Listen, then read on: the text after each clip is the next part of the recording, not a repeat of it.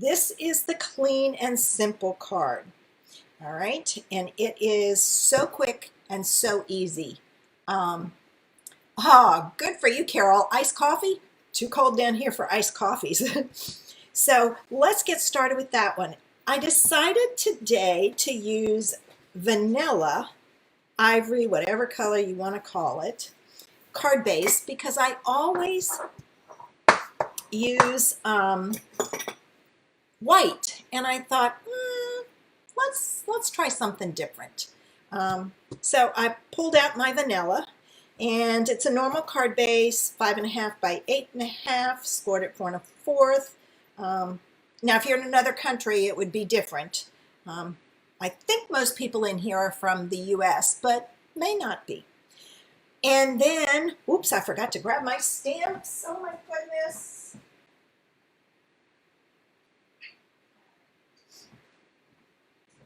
See, take a day off and what a mess. All right, I'm going to take this one off of here. I'm going to put this one on here. I thought I had plenty of blocks, and it never fails. I still end up short blocks. And I have like 4 of these and 4 of these, so I have tons of sizes. I have 6 of those little tiny ones, and it's like I never have enough, so I just go buy more. Oh well.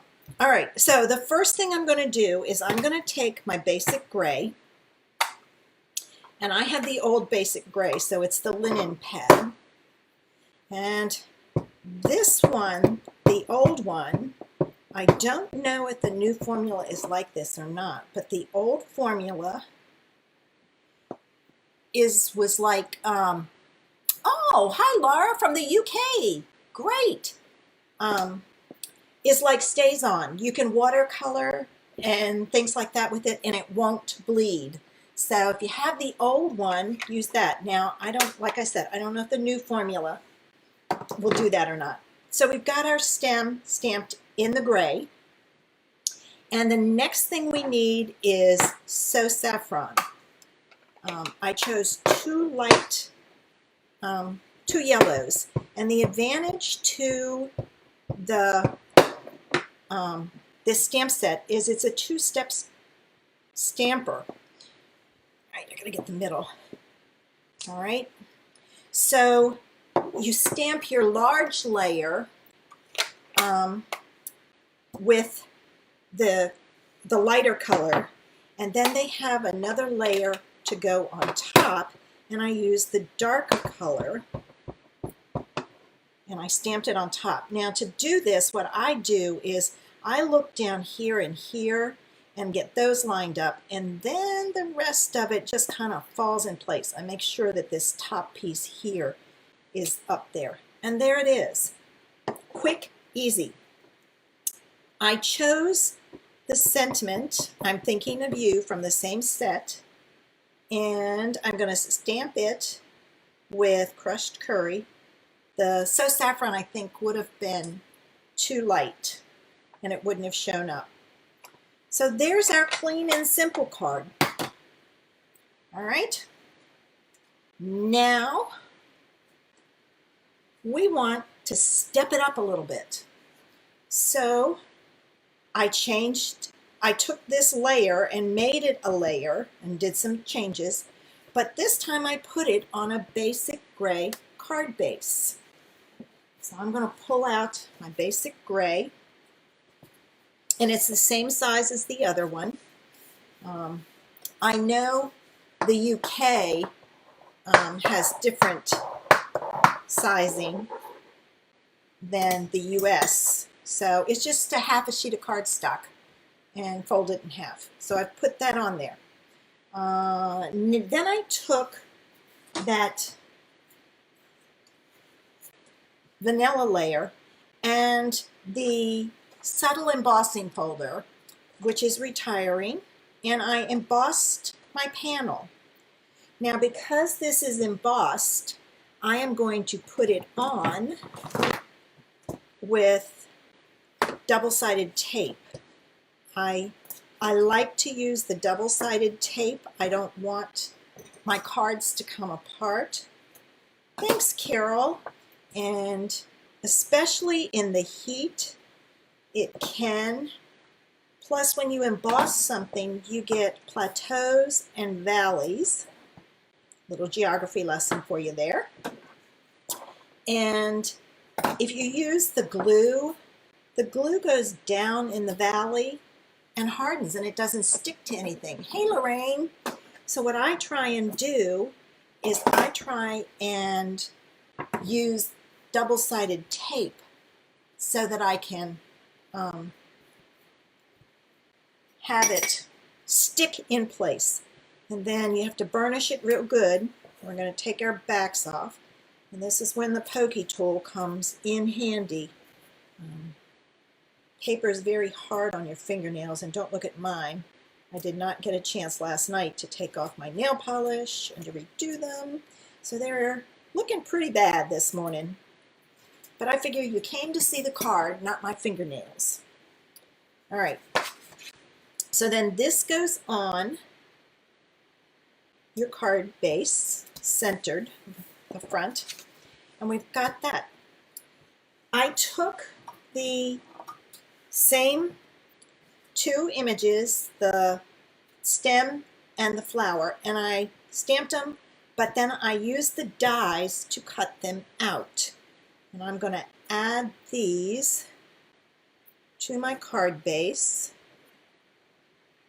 And I always add the stem first, because then I know how high up I need to go with my sentiment. If you're unsure, put your sentiment on first. But I know I can usually get pretty close. I will sometimes do some measuring. And then again, my pokey tool to take my backs off of my dimensionals, pop dots, whatever you call them.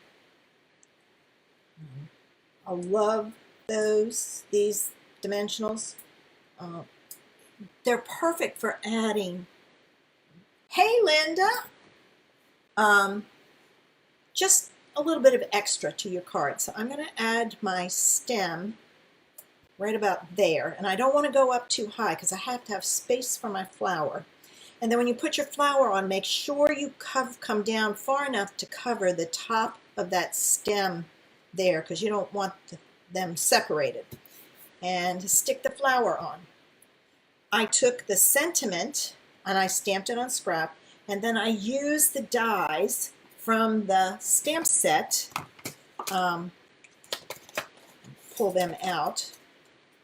I usually have them out, but there's the flower, there's the stem, and then it also includes two scallop pieces. This one was a longer one, so I used the longer one to cut it out. It also has a word, what is this, just saying hi, or I don't remember, but they have a word in there that you can die cut too. So I'm going to add that with dimensionals also, like so. And if you don't have this stamp set and want to purchase it, you can purchase it from your demonstrator if you have one, or you can let me know and I will send you the link to my store, and you can get all the supplies to make this. And if you're not a Stampin' Up! Person, hey Sharon. Oh, thanks Sharon. Hi Sharon Duff. I didn't see you come in. Hey Sheila. Where was I going with this? I don't remember. Oh, shop your stash. Use what you have. You don't have to use Stampin' Up! I love it if you do and you purchase from me, but you know, there's a lot out there, and maybe this is a stamp set you really have to have. All right, and then I'm taking some of this gold metallic edge ribbon, And unfortunately, the gold and the silver are both retiring. So if you want it, order it now. I was sad to see this go. I use the silver a lot. And I think that's why I wanted to use the... No, Sharon, I don't have any of the gold leafing yet. So I haven't done any. That's the one thing I haven't jumped on the bandwagon. I wanted to make sure it was going to stick around. So I may have to order some of that and give it a try. But I love this gold metallic ribbon. It adds the perfect little touch of bling. And so I just added it at the stem. And there's your stepped up card. Ah, thanks, Sharon. I love that you shared it. All right, but suppose you want to go even further. All right, so let's go all the way to a wow card. Check it out. I used the same layers and cut them smaller, but this time I put it on a crushed curry base. So if you're using colors you have, think about what you have that you could use. All right, and here's my card base. I'm gonna fold it, and I don't know what I would do without my bone folder. I use it all the time for a crisp fold. I mean, it helps your card lay flat and everything. All right, my next layer, and it's 1/4 of an inch smaller, is my basic gray. And this one, because I'm going cardstock on cardstock, there's no embossing, I can use my glue. And I like the glue.